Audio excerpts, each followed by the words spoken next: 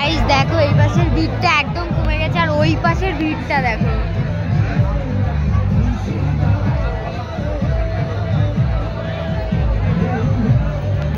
এটার ভীষণ দরকার ছিল আমার।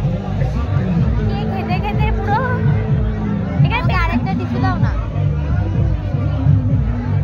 তো গাইস খেতে খেতে টিস্যুর অবস্থা খারাপ করে দিয়েছে, জায়গার অবস্থা, সেই জন্য আমি মুছছি। আর একটা টিস্যু চেয়ে নিয়েছি, তো এটা ভালো করে মুছি না তো আমার প্যান্টে লেগে যাবে।